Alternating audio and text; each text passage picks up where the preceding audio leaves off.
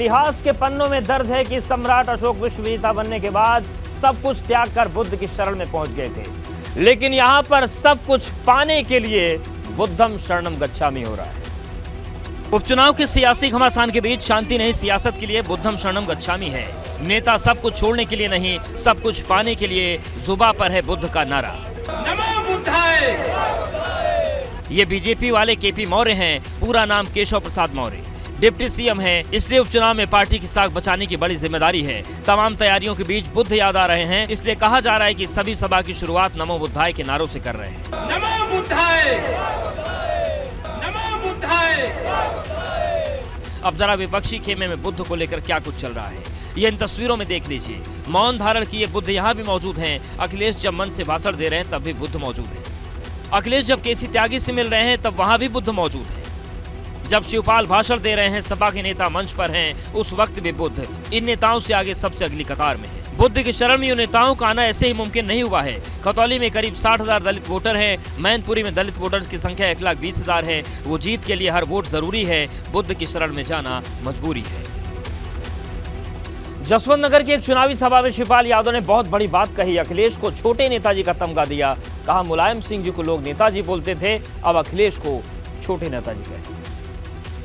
पूरे हिंदुस्तान की जनता छोटे नेताजी के नाम से पुकारे।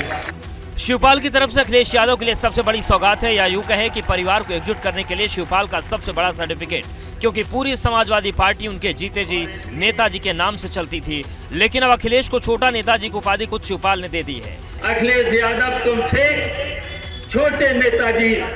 यहाँ की जनता, पूरे उत्तर प्रदेश की जनता, तो पूरे हिंदुस्तान की जनता छोटे नेताजी के नाम से पुकारे। मैनपुरी उपचुनाव को लेकर जसवंत नगर विधानसभा में ताखा में सपा प्रत्याशी डिंपल यादव के लिए हुई चुनावी सभा में पहली बार एक साथ नजर आए शिवपाल सिंह, अखिलेश यादव और डिंपल यादव। शिवपाल ने अखिलेश को छोटे नेताजी कहा तो बीजेपी को हमला करने का मौका मिल गया। सुब्रत पाठक ने रघुराज शाक्य के बहाने निशाना साधते हुए कहा, सपा पार्टी में जो भी परिवार से बाहर के लोग हैं उनको कुत्ता ही समझा जाता है। कुल मिलाकर समाजवादी पार्टी में जो भी परिवार के बाहर के लोग हैं वो बैलगाड़ी के साथ चलने वाले समझा जाता है। ये इनकी मानसिकता से बिल्कुल स्पष्ट है। सियासत के दोराहे पर खड़े शिवपाल यादव ने मैनपुरी उपचुनाव में भाजपा के बजाय अपने परिवार को तवज्जो दी है। शिवपाल अपनी बहू डिंपल के लिए मैनपुरी में जिताने के लिए ताबड़तोड़ जनसभाएं कर रहे हैं, जिससे मुश्किलें बढ़ने लगी। प्रसवा ब्रह्म के खिलाफ अब ताबड़तोड़ एक्शन की तैयारी शुरू हो गई और अब उनके सरकारी आवास पर संकट मंडराने लगा है। दरअसल यूपी सरकार ने उन्हें सरकारी आवास विधायक आवास के रूप में आवंटित किया था। फिलहाल शिवपाल यहाँ नहीं रहते हैं। यहाँ से प्रसपा का कार्यालय भी संचालित होता है, जबकि विधायक को सिर्फ बंगले में रहने की अनुमति होती है। शिवपाल सिंह यादव का ये आवास, जहाँ पर उनका प्रगतिशील समाजवादी पार्टी का दफ्तर है, उस आवास के आवंटन को निरस्त करने की तैयारी कर रही है सरकार। प्रगतिशील समाजवादी पार्टी का दावा है कि चाचा के घर वापसी भाजपा को रास नहीं आ रही है। हार को देखते हुए डरी हुई है, सहमी हुई है और कहीं ना कहीं अब उनको निराशा है। तो इस तरीके की कार्रवाइयां करने पे वो लोग उतारू हैं। तो सपा विधायक पल्लवी पटेल भाजपा सरकार पर बड़ा आरोप लगा रही हैं। रिवर फ्रंट का केस खोल देना, सिक्योरिटी कम कर देना या कार्यालय वापस लेना, ये बहुत छोटी चीज़ें हैं और मुझे तो डर है कहीं आतंकवादी ना घोषित कर दें। दरअसल पहले शिवपाल यादव की सुरक्षा में पहले कटौती की गई और फिर गोमती रिवर फ्रंट मामले में शिवपाल और 2 आला अधिकारियों से पूछताछ की अनुमति सीबीआई को दी गई। इतना ही नहीं, मैनपुरी सीट पर चुनाव प्रचार के दौरान सीएम योगी आदित्यनाथ के निशाने पर सबसे ज्यादा शिवपाल यादव ही रहे। उपचुनाव की जोर आजमाइश के बीच आजम इन दोनों रामपुर में शोले बरसा रहे हैं। कभी शायराना हो जाते हैं, कभी रोने लगते हैं, लेकिन इस बार धमका रहे हैं क्योंकि आजम के बोल बिगड़ गए। रामपुर की जनता के बीच इमोशनल कार्ड खेलते खेलते आजम कब खलनायक बन गए शायद इन्हें भी अंदाजा नहीं हुआ, लेकिन जो बोला वो शर्मसार करने वाला है, क्योंकि जनता का कोई नेता अपनी जुबान से ऐसे शब्दों का इस्तेमाल शायद ही करेगा। 4 सरकारों में अगर मैंने ऐसा किया होता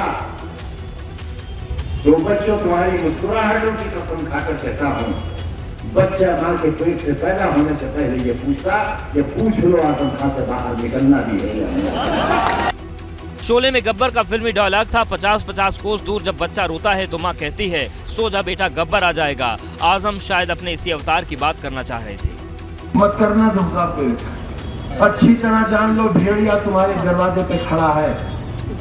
अगर वो तुम्हारे घर के अंदर दाखिल हो गया, अपनी आबरूओं की हिफाजत नहीं कर सकोगे। इससे पहले भी रामपुर की चुनावी सभा में आजम ने भेड़िया शब्द का इस्तेमाल किया था।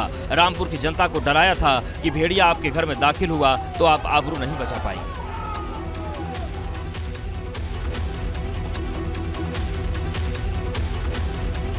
वहीं आजाद समाज पार्टी के अध्यक्ष चंद्रशेखर आजाद सपा प्रत्याशी आसिफ राजा का समर्थन करने रामपुर पहुंचे, जहां उन्होंने अपनी पार्टी के कार्यकर्ताओं से जुनूनी न होने की बात कही और यूपी सरकार पर हल्ला बोल दिया।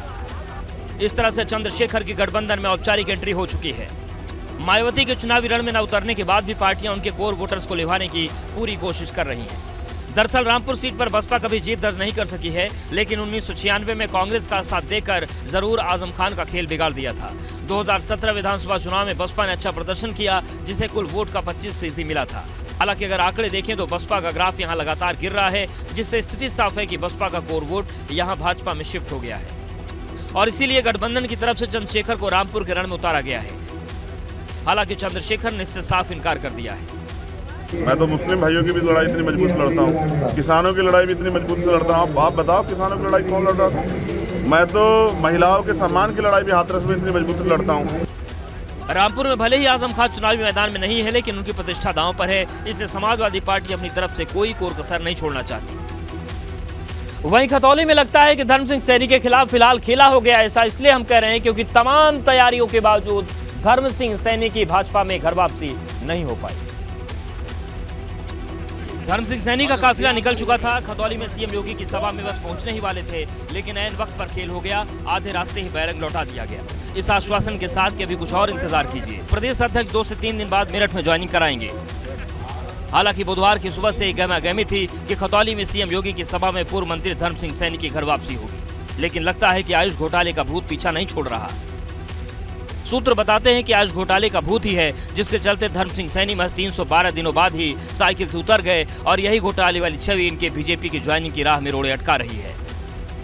इसी साल विधानसभा चुनाव की गहमा-गहमी के बीच धर्म सिंह सैनी ने बीजेपी छोड़ दी, सपा का दामन थामा था। नकुड़ विधानसभा सीट से महज 315 वोटों से हार मिली, जिसके बाद मौका गनीमत जानकर फिर से घर वापसी का प्लान बनाया, लेकिन फिलहाल ज्वाइनिंग पर ब्रेक है।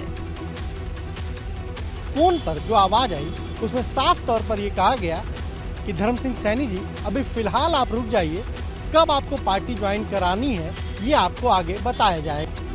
उत्तर प्रदेश के चुनावी मैदान का मामला गर्मा गया है। आज खतौली विधानसभा उपचुनाव के मैदान में सीएम योगी आदित्यनाथ उतरे और मंच से सपा रालोद पर जमकर हमला बोला। मुख्यमंत्री ने प्रदेश में अराजकता फैलाने के लिए समाजवादी पार्टी की सरकार को जिम्मेदार ठहराया और 2013 के मुजफ्फरनगर दंगे के लिए सीधे सीधे सपा को जिम्मेदार ठहराया और उसकी तुलना तालिबान से कर दी। गिराना और कांदना जैसे प्लान के लिए फिर से साजिशें रच रहे हैं। फिर से वो चाहते हैं कि बेटियां और बहनें फिर से सड़क पे ना आने पाए। तालिबान जैसा शासन चाहते हैं। खतौली के चुनावी मैदान में सीएम योगी ने एक बार फिर कानून व्यवस्था के लिए बुलडोजर का जिक्र किया और साफ किया कि सुरक्षा के साथ कोई समझौता नहीं किया जाएगा। किसी भी स्थिति में इनको आगे नहीं बढ़ने देना है। एक संकल्प हम सबका होना चाहिए और बाकी आप हिम्मत से काम लीजिए। बाकी जो कुछ बचा होगा वो हमारा बुलडोजर पूरा कर देगा। मुख्यमंत्री की सभा के दौरान भाजपा ने खतौली से 2 और प्रत्याशियों को अपने खेमे में लाकर खड़ा कर दिया, जिसमें कवाल कांड में मारे गए गौरव के पिता रविंद्र भी थे, जिन्होंने सीएम के मंच पर पहुंचकर राजकुमार सैनी का समर्थन कर दिया। तो निर्दलीय प्रत्याशी प्रदीप ठाकुर ने भी भाजपा का समर्थन कर राजकुमार सैनी का काम जरूर आसान कर दिया। तो उपचुनाव की जुबानी जंग के बीच अब चुनाव आयोग की भी एंट्री हो चुकी है। सपा महासचिव रामगोपाल यादव शिकायतों और सबूतों के साथ चुनाव आयोग के दफ्तर पहुंच गए। उपचुनाव के घमासान के बीच सपा के राष्ट्रीय महासचिव रामगोपाल यादव बुधवार को बीजेपी के खिलाफ शिकायतों का पुलिंदा लेकर चुनाव आयोग के दर पर पहुंचे। जो मतदाता सूची लोकसभा उपचुनाव और विधानसभा उपचुनाव के लिए इस्तेमाल की जा रही है, उसमें भारी संख्या में मुस्लिम मतदाताओं के नाम को काटा गया है। सपा का इल्जाम है कि सूबे में अधिकारी सरकार के इशारे पर काम कर रहे हैं। नई लिस्ट बनाई जा रही है जिसमें मुस्लिम वोटर्स को हटाया जा रहा है। बीजेपी के मंत्री लोगों को शराब और साड़ियाँ बांट रहे हैं। के मिनिस्टर शराब बांट रहे हैं, साड़ियाँ बांट रहे हैं। मैंने लिख के दिया है, नाम दिया है, किस तारीख में कहां बांटा। चुनाव आयोग में शिकायत के बीच जुबानी जंग जारी है। बीजेपी इन आरोपों को सिरे से खारिज करते हुए कहा कि जब सत्ता छिनती है तो लोगों को ऐसा ही लगता है। यूपी में 3 सीटों पर उपचुनाव हो रहे हैं। इसमें 1 लोकसभा और 2 विधानसभा सीटें शामिल हैं, मगर जैसे ही मतदान की तारीख नजदीक आ रही है, राजनीतिक दलों की घेराबंदी बढ़ती जा रही है। विपक्षी दल लगातार अफसरों की कार्यशैली पर सवाल खड़े कर रहे हैं। अफसर रामगोपाल यादव ने साफ तौर पे कहा कि उन्होंने तमाम सारे तथ्य यहाँ पे रख दिए हैं और अब आगे केंद्रीय निर्वाचन आयोग को इस पर कार्यवाही करना है। अब देखना है कि केंद्रीय निर्वाचन आयोग समाजवादी पार्टी की ओर से की गई शिकायत पर क्या कुछ कार्यवाही करती है। मुख्यमंत्री योगी आदित्यनाथ ने लखनऊ में आयोजित आपदा प्रबंधन के तीसरे क्षेत्रीय सम्मेलन को संबोधित किया और इसे और भी प्रभावी बनाने के लिए सुझाव दिए। सीएम ने आपदाओं के बचाव के लिए सतर्कता और जागरूकता को बढ़ाए जाने की जरूरत बताई और आपदा प्रबंधन को स्कूली पाठ्यक्रम में शामिल करने पर जोर देते हुए बाढ़, भूकंप, आकाशीय बिजली, अग्निकांड की स्थिति में क्या सावधानी बरतनी चाहिए, इसके जागरूकता की बात की। एक अच्छी शुरुआत है आपदा मित्रों की तैनाती और उनके ट्रेनिंग के कार्यक्रम, और मुझे लगता है इसको बड़े पैमाने पर आगे बढ़ाने के साथ साथ स्कूली पाठ्यक्रम और उन बच्चों की ट्रेनिंग ग्राम पंचायतों के इसके साथ जोड़ना है। राष्ट्रीय आपदा प्रबंधन प्राधिकरण के 2 दिवसीय सम्मेलन का शुभारंभ करते हुए मुख्यमंत्री ने प्रदेश में आपदा प्रबंधन के नाम पर पहले कैसे बर्बादी की जाती थी उस पर भी चर्चा की। सीएम के मुताबिक बाढ़ नियंत्रण में 100 करोड़ रुपए सालाना खर्च होते थे, लेकिन पिछले साल उनकी सरकार को मात्र 8 करोड़ रुपए की लागत आई। उत्तर प्रदेश में करीब 38 जनपद बाढ़ की चपेट में होते थे, लेकिन अब 4 से 6 जिले ही बचे हैं जहां बाढ़ की स्थिति होती है। इसके बाद मुख्यमंत्री ने मेरठ में प्रबुद्ध नागरिक सम्मेलन को संबोधित किया और मेरठ में 517 करोड़ की 376 विकास परियोजनाओं का लोकार्पण और शिलान्यास किया। प्रबुद्ध सम्मेलनों को नगर निकाय चुनाव के लिए भारतीय जनता पार्टी की तैयारी माना जा रहा है। समाजवादी विधायक इरफान सोलंकी ने पुलिस से बचने के लिए सभी पैतरे अपनाने शुरू कर दिए। इरफान सोलंकी पर फर्जी आधार पर कार्ड का इस्तेमाल करके दिल्ली और मुंबई के बीच हवाई यात्रा करने का आरोप लगा है। इरफान को दिल्ली एयरपोर्ट के सीसीटीवी कैमरे में रिकॉर्ड किया गया है, जिसमें वो मास्क लगाए नजर आ रहे हैं। पुलिस के मुताबिक इरफान की तस्वीर 2 जगह से मिली है, जिसमें पहली तस्वीर में वो एयरपोर्ट के बाहर निकलते देखे जा सकते हैं, तो दूसरे में एयरपोर्ट की लॉबी में 2 लोगों से बात करते हुए दिख रहे हैं। आरोप है कि एयरपोर्ट पर जिस आधार कार्ड का प्रयोग किया गया उसमें तस्वीर तो इरफान सोलंकी की है, लेकिन नाम अशरफ अली लिखा हुआ था। फर्जी आधार कार्ड का प्रयोग करने पर सपा विधायक सहित आधा दर्जन लोगों पर मामला दर्ज कर लिया गया है। ये एक यात्रा का तो हमारे पास एविडेंस है, बाकी और भी जो चीजें हैं वो ड्यूरिंग कोर्स ऑफ इन्वेस्टिगेशन सामने आएंगी और समाहित करते चले जाएंगे हम उसको। हालांकि इरफान के वकील ने मुकदमे पर सवाल उठाए हैं। मुकदमा ही नहीं बनता है, एक फोटो इन्होंने जारी की है, जो मास्क लगाए हुए व्यक्ति है उसको कह रहे हैं ये इरफान है।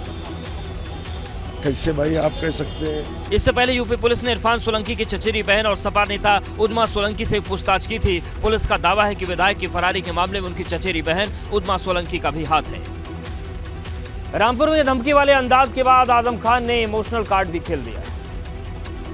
हमसे तो बापू आपने ये कहा था कि न गोरे का न काले का, न छोटे का न बड़े का, न हिंदू का न मुसलमान का, ये वतन सबका होगा, इंसाफ तो सबके साथ होगा। हुआ इंसाफ किसके साथ? रामपुर की चुनावी सभा में अंदाज़े आजम है। आजम ने शायराना अंदाज में अपनी शिकायत रखी है, वो भी सीधे बापू के दरबार में, जिसके बाद मुरादाबाद फसाद का कुछ अंदाज में जिक्र किया। हमारे कान से गोलियां निकलती थी, निशाने लिए जाते थे हमें मारने के, मैं नहीं मारा। कोरोना के मौत के बिस्तर पर 5 महीने लेटा रहा, मौत नहीं आई, नहीं हो सका, मैं जिंदा हूं तुम्हारे साथ। इसके बाद आजम खान ने एक बार फिर से इमोशनल कार्ड खेला, जनता से कहा तुम सजा मत देना। फैसला वही होगा बीमारी का, वही होगा, लेकिन तुम सजा मत देना। मेरे बच्चों आप सजा मत देना। जाहिर है रामपुर के चुनावी मैदान में आसिम राजा हैं, लेकिन साख आजम की दांव पर लगी है।